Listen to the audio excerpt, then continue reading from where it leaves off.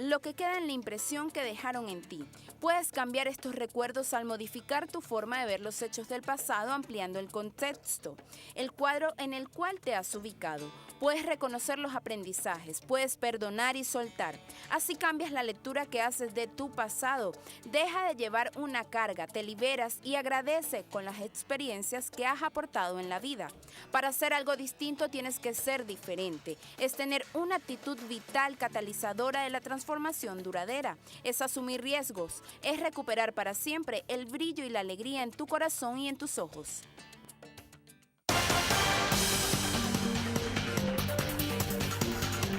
El material que preparó nuestro equipo de producción que tiene que ver justamente con esta transformación personal, el tema del que estamos hablando hoy acá en Soluciones. Nos acompaña para discutir sobre esto Gabriel Ruda, él es psicólogo, les repetimos, además de ser conferencista internacional especializado en dinámicas de grupo y en todo lo que tiene que ver con estos temas de cómo afrontar los cambios, cómo afrontar las crisis y cómo lograr pues esa transformación personal que yo creo que todas las personas en algún momento de nuestra vida nos planteamos como tal.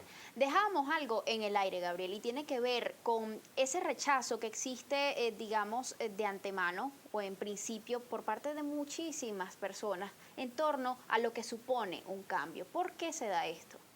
Sí, no nos gusta que nos cambien las cosas a menos que nosotros querramos cambiarlas. El asunto es que normalmente nos vamos quedando tan cómodos en la forma como vivimos que no nos damos cuenta que el tiempo va pasando. Nuestra zona de confort. Sí, así es. Entonces, ¿qué pasa? Van pasando los años y si las cosas no cambiaran, probablemente nosotros no nos transformaríamos en algo diferente. De hecho, terminaríamos repitiendo patrones inconscientes de vida sin darnos cuenta que probablemente le pertenecen a nuestros padres, que quizás le pertenecen al entorno social en el que crecimos y quizás no nos moveríamos hacia adelante o ni siquiera nos preguntaríamos, ¿hay alguna forma distinta de vivir y de sentir la vida como la estoy sintiendo? Porque al final de cuentas mucha gente se da cuenta que quizás la manera como estaba viviendo su relación de pareja no era la mejor.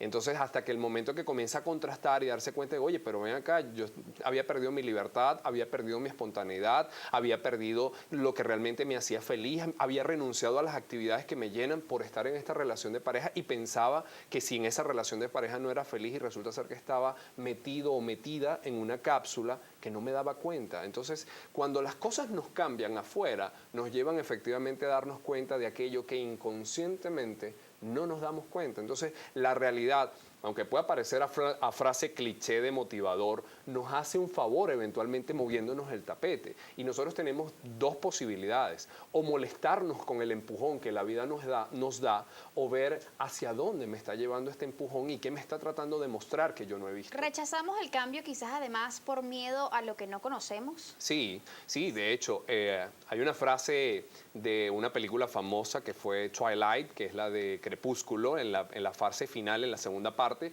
en donde uno de los Volturi, que era uno de los malos, que decía, solo lo conocido es seguro.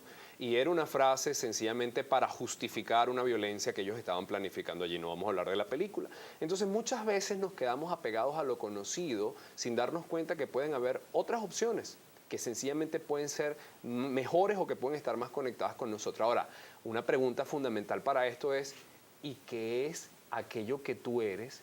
¿Y qué es lo que realmente quieres conectar con eso? Porque pareciera muy fácil saber quiénes somos y qué queremos, pero durante toda nuestra vida vivimos preguntándonos y Ahora, muchas veces no lo buscamos. hay algo que también solemos desarrollar en toda esta situación de incomodidad en la que muchísimas veces permanecemos inmersos incluso durante años, que se trata o tiene que ver con la codependencia, ¿no?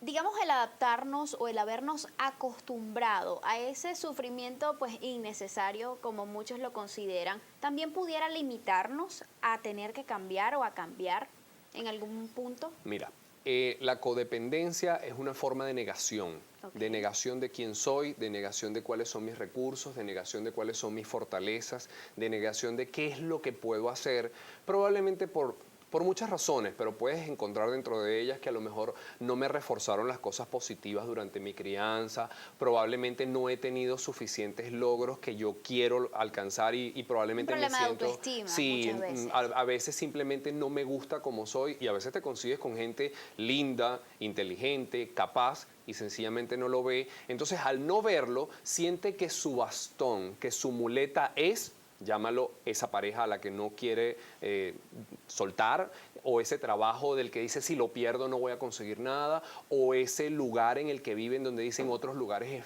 es feo o es malo o no voy a poder. Entonces, es simplemente que justificamos para quedarnos en nuestra zona de confort que tú mencionabas hace unos minutos. ¿Cómo influye además la motivación que tengamos para el cambio en lograr tener éxito en esto que estamos planteándonos? Yo creo que muchas veces me preguntan, ¿cómo hago yo para cambiar? Y yo le digo, la mejor herramienta que puedes conseguir para eso es una brújula. Y suena hasta un poco chocante, pero es una metáfora. Al final lo que yo le digo a la gente es hacia dónde quieres dirigir tú tus velas, hacia dónde quieres dirigir tu transformación personal. ¿Y de dónde sale eso? Exacto. Porque no puedes quizás generar un cambio realmente significativo en ti si lo estás haciendo por complacer a otra persona. Así es. Entonces, a mí a veces, para el trabajo que yo hago en lanzamientos de productos o en convenciones, me llama motivador. Debo confesarte que, bueno, ya me acostumbré al término, pero no es la palabra que más me gusta para lo que yo hago, porque me parece que el motivador, cuando lo denominas así, es alguien que me va a venir a motivar. Y no, tú que hablas de motivación en este momento, si te fijas, la raíz etimológica de la palabra es motivos para la acción. Y yo le preguntaría en este momento a alguien si tú trataras de encontrar en este momento cuáles son tus propios motivos para ponerte en movimiento, ¿cuáles serían? Sabiendo que si tienes frente a ti en este momento una realidad que no va a cambiar, una realidad que se va a mantener así y que no importa cuánto patalees, llores, te molestes, culpes o sencillamente gruñas, esa es la realidad. Entonces, sabiendo que eso está allí, ¿cuáles van a ser tus motivos para transformarte en algo distinto y salir a hacer algo distinto? Se trata entonces de aceptar no solamente la realidad en la que estamos, sino también de aceptar y definir cuáles son nuestras necesidades más allá de esa realidad. Así es. Y eso nos genera una distinción interesantísima. Cuando las cosas están cambiando, buscamos un porqué. Pero ¿por qué las cosas cambiaron? Y nos volvemos en una especie de médico forense de la realidad. Los forenses, ¿qué hacen? Tratan de descubrir por qué falleció una persona. Los médicos forenses de la realidad tratan de descubrir por qué la realidad cambió. Y ¿sabes qué? De tanto buscar por qué, a veces los por qué se vuelven porquería. Porque ¿de qué te sirve entender el por qué si al final de cuentas no lo vas a poder cambiar? Asume que en este momento lo que te puede servir es un para qué. Ok, ya cambió, no voy a buscar un por qué. ¿Para qué cambió? Cambió para que yo me ocupe de mí, cambió para que yo busque nuevas alternativas, cambió para que yo me valore, cambió para que busque nuevas fortalezas en mí. Aprovecha el para qué, porque probablemente el por qué no lo vas a conseguir nunca. Estamos hablando con Gabriel López, les repetimos, Gabriel Ruda.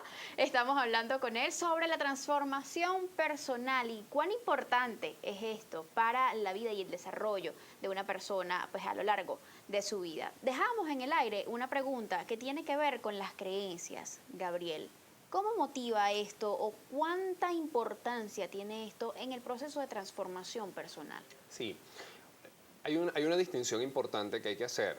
Un pensamiento es algo puntual, una creencia es algo que se hizo parte de ti por repetición familiar o social o porque sencillamente la realidad te mostró algo particular en un momento dado y tú dijiste, la realidad es así.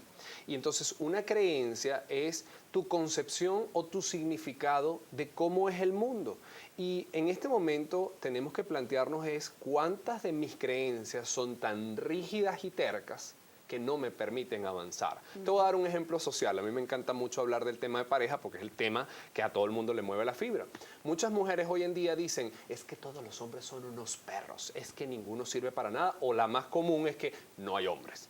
Desde esa creencia rígida, muchas te pueden decir, pero es que yo lo puedo comprobar, es que ninguno sirve, es que mira, yo he estado con 2 o 3 personas y es que de verdad ninguno ha servido. Sí, pero esas son tus 2 o 3 personas y la pregunta es, ¿dónde las has buscado? Y cuando tú vienes a ver dónde ha buscado las últimas relaciones, es en lo mismo. El trabajo, la universidad, si estudian, o el lugar en donde viven. Y entonces van del lugar de trabajo a la universidad, al lugar donde viven, y probablemente van a seguir repitiendo el mismo patrón porque probablemente hay cosas similares entre las personas que escogen. Y desde esa creencia, un último comentario, probablemente vas a buscar personas que te convaliden lo que estás pensando. Mira lo que te voy a decir.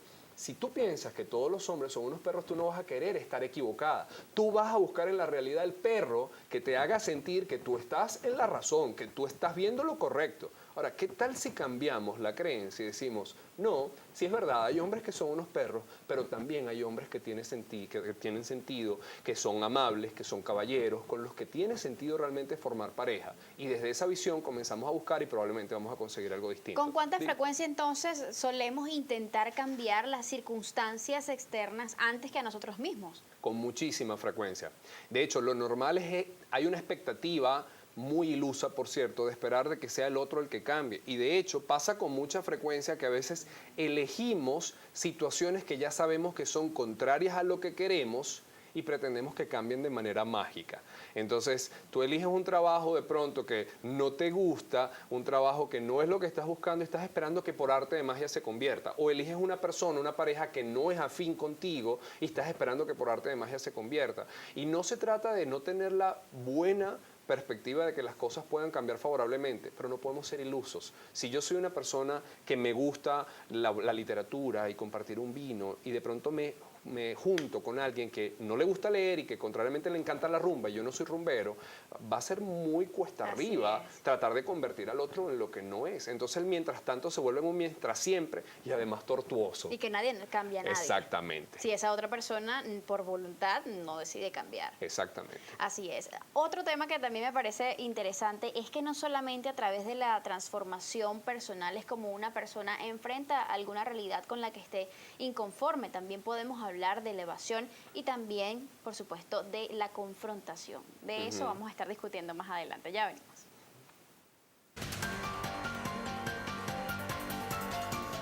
No ignores las posibilidades que tienes. Descubre tus recursos internos. Es una gran oportunidad. Unas puertas se cierran y es el momento de abrir otras y empezar una nueva etapa sin lamentaciones. Suelta el pasado, acepta el presente. Céntrate en tu punto de poder, el poder de la hora.